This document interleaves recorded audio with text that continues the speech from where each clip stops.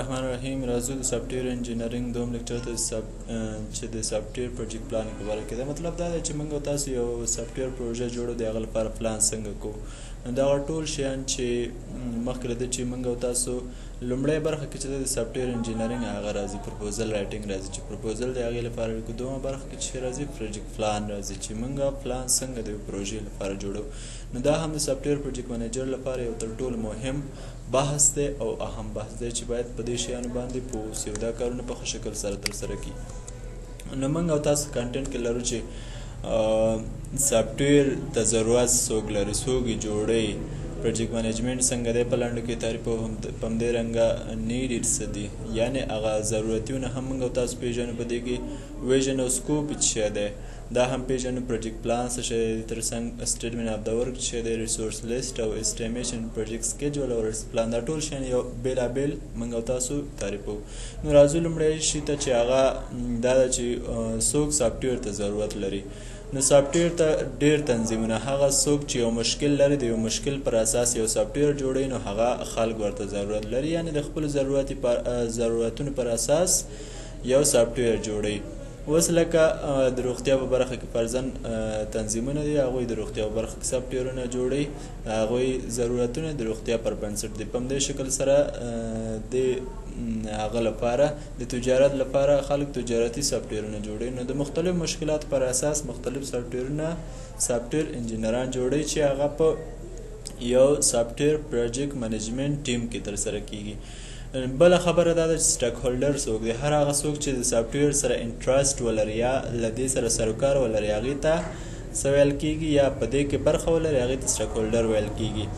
نو کیدای شي یو څه برخه یا هم په مکمل ډول سره په دې کې برخه لري مطلب دې کې دا دی چې یو سافټویر ټیم کې چې هر څوک سافټویر پروژې سره ډیلز لري لکه د یو کمپنۍ مشر ته هم موږ او تاسو سټیک هولډر ویلی شو نو پروګرامر ډیزاینر او دا ټول چې دی دا په چې کې راځي سټیک هولډر کې راځي یوزرز کې بیا هغه څوک راځي چې دا سافټویر دغه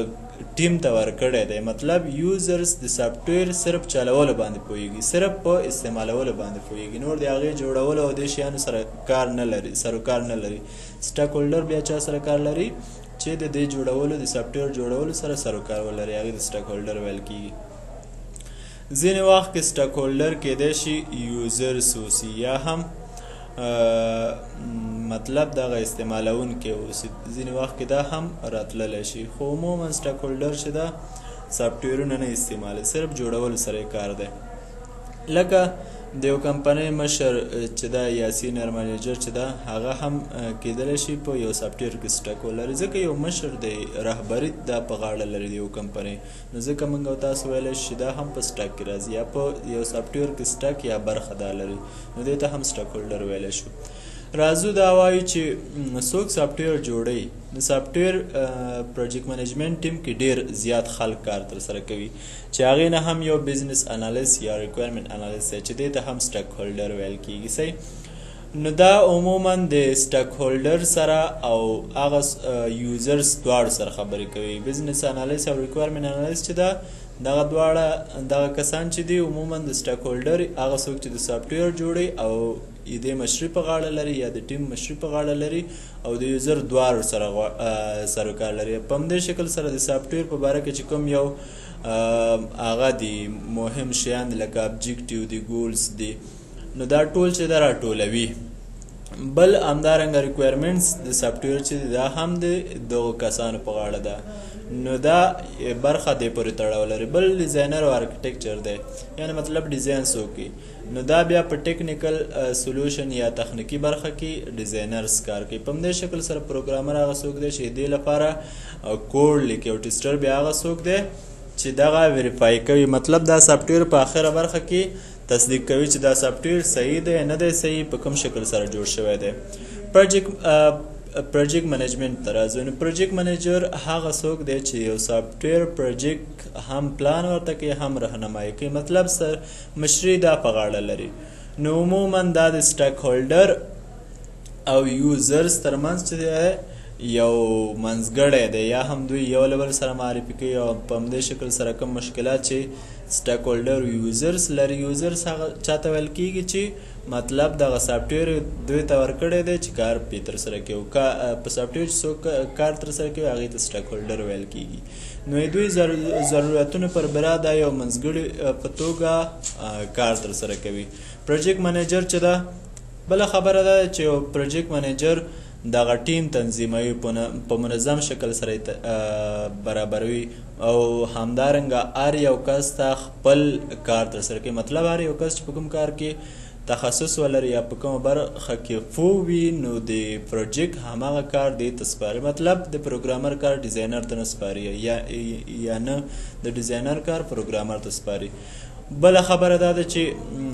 یو سافټویر پروجیکټ منیجر باید د یو پروژې په هره برخه باندې خبر وي. بل د سافټویر انجینرینګ په زیاتو اړخونو باندې پوه اوسي. مطلب سافټویر انجینرینګ کې چې کوم برخې راځي یا کوم هغه راځي کوم طرفونه راځي په دې ټولو باندې پوه اوسي. راځو ضرورتونه پیژنو. یو پروجیکټ منیجر چې ده دغه ضرورتونه د پروژې چې ده د سکوپ اف پروجیکټ څخه راخلي. سکوپ اف پروجیکټ کې چې ده عموما د پروژې د سکوپ لاندې ګولز راځي، اهداف راځي، ابجیکټیو راځي، په همدې رنګه مایلسټون راځي. نو دا ټول چې ده دا د دې لاندې راځي.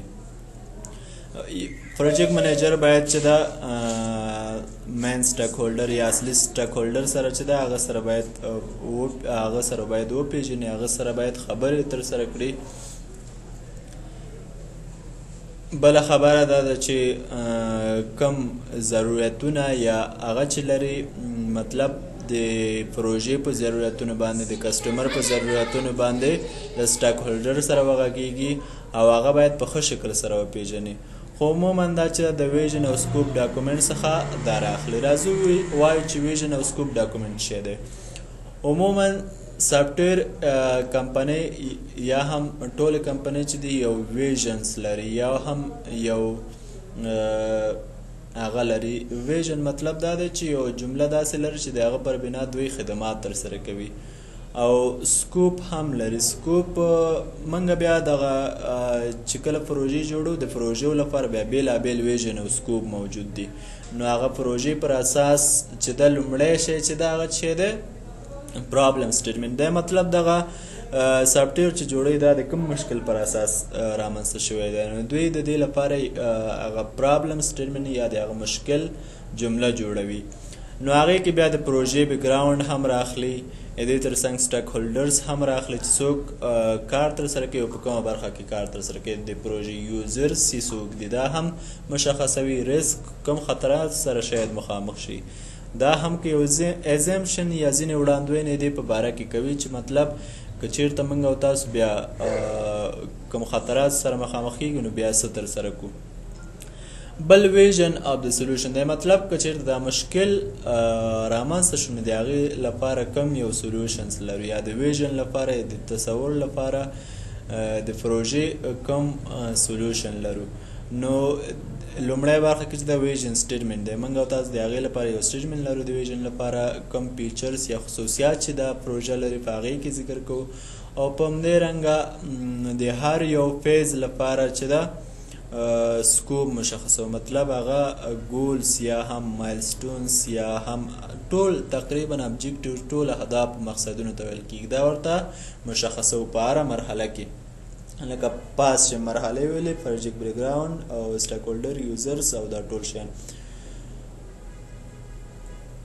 ځینې فیچر کېدای شي موږ او تاسو په دې کې ډیولپ نه کړو. ښه راځو پروجیکټ پلان ته. پروجیکټ پلان په برخه کې مختلف شیان راځي. راځو لومړی د سټیټمنټ اف د ورک څخه شروع کړو. سټیټمنټ اف د ورک هغه جمله ده چې هغې کې موږ سافټویر یا هم دا پروډکټ د هغه پر اساس تولیدوو. مطلب ټول کارونه په دې یوه جمله کې راغونډېږي. لکه دا پروژه جوړو نو موږ او تاسو بیا وایو چې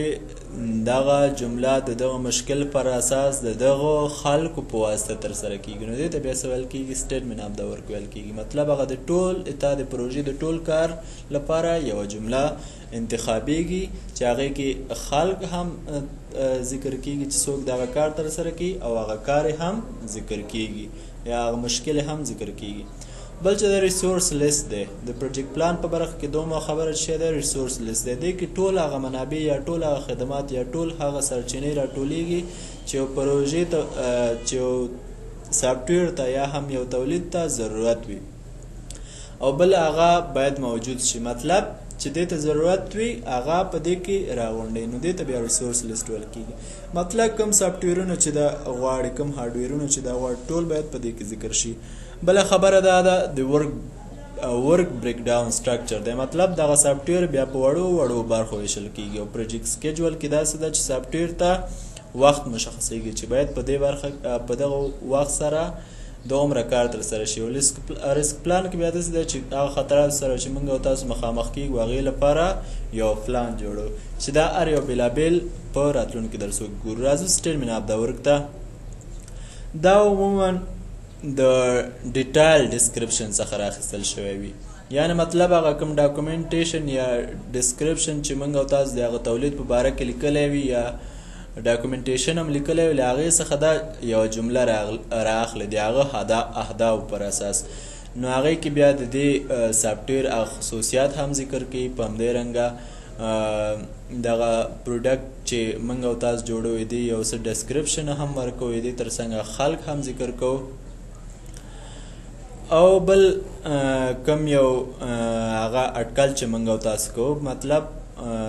په آخره کې به دغه شی وي نو دا هم موږ او تاسو دا ټول شیان په سټیټمنټ اف د ورک کې ذکر کوو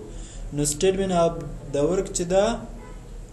یو ډیټایل ډسکرپشن دی مطلب د تفصیل څخه راخیستل شوی دی او یو څو جملې انتخاب شوي دي چې هغې ته بیا د هغه مشکل یا هم د پروژې پر اساس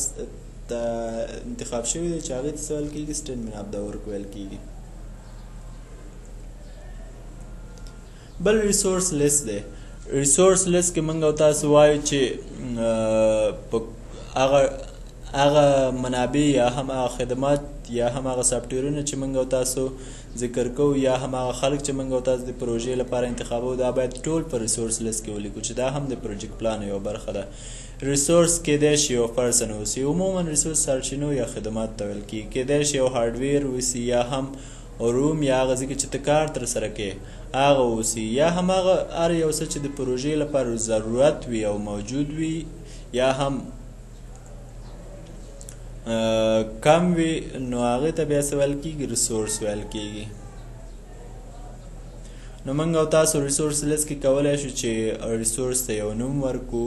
بیا یو لاین ډسکرپشن ولیکو یو لاین تفصیل د هغه په باره کې ولیکو او د دې پر اساس هغه موجودیت او همدارنګه کاسټ یا قیمت هم د ریسورس موږ او تاسو ولیکو چې فرضاً د دې قیمت څومره دی راځو اسټیمیټ ان پروجیکټ سکیجول وایو اسټیمیټ او پروجیکټ سټیټمنټ کې لومړی شی چې دا ورک بریک ډاون سټرکچر یا WBS دی دا عموما دې ته ویل کېږي چې کله موږ او تاسو لویه پروژه ولرو نو هغې کې مختلف کسان کار ترسره کوي مطلب څو پروګرامران دي څو ډیزاینران دي نو هر یو کس د بیا خپل کار ورکوو دغه پروژه چې د په وړو برخو ویشو او هر یو کس ته بیا خپل کار ورکوو نو دې ته بیا څه ویل کېږي ورک بریک ډاون سټرکچر دی مطلب دغه پروژه ته په وړو برخو باندې ویشي او بیا هر یو هغه کار ته دغه ټایم مشخصی هغه وخت ورته مشخصه سکیجول کې مطلب دغه ځای پورې له دغه وخت نه دغه وخت پورې ته باید دغه کار ترسره کړي چې دې ته څه ویل کېږي پروجیکټ سکیجول ویل کېږي په همدې رنګه موږ او تاسو هغې ته ریسورسز هم اساین کوو مطلب هغه خلک هم ورته ټاکو یا هم کوم سافټویر یا هارډویر ته ضرورت دی یا کوم اتاق ته ضرورت دی نو دا ټول ورته هلته مشخصوو هغه ټایم ته په کتو سره چې دې ته بیا څه ویل کېږي ورک بریک ډاون سټرکچر ویل کېږي راځو ریسک پلان ته ریسک پلان عموما چې د موږ او تاسو هغه خطرات چې موږ او تاسو ورسره مخامخ کېږو د هغه لپاره یو پلان جوړو چې هغه موږ او تاسو لپاره یو خطر دی نو پروجیکټ منیجر لپاره دا هم یو تر ټولو مهمه وظیفه ده نو هغه مشکلات سره چې دا آینده کې مخامخ کېږي لکه مختلف مشکلات موږ او تاسو لرو کېدای شي د پروجیکټ په سر یعنې د ټیم په منځ کې یو مشکل رامنځته شي یو ډیزاینر زموږ له منځه نه لاړ شي یا هم یو ښه پروګرامر منځ نه لاړ شي، یا هم دا مشکل چې د یا دا ریسک دی پروډکټ په اساس دی، مطلب کوم تولید چې موږ او تاسو جوړو، کوم یو سافټویر چې موږ او تاسو جوړو، دی په هغه کوم مشکل رامنځته شي، مطلب ریکوایرمنټ چینجز رامنځته شي،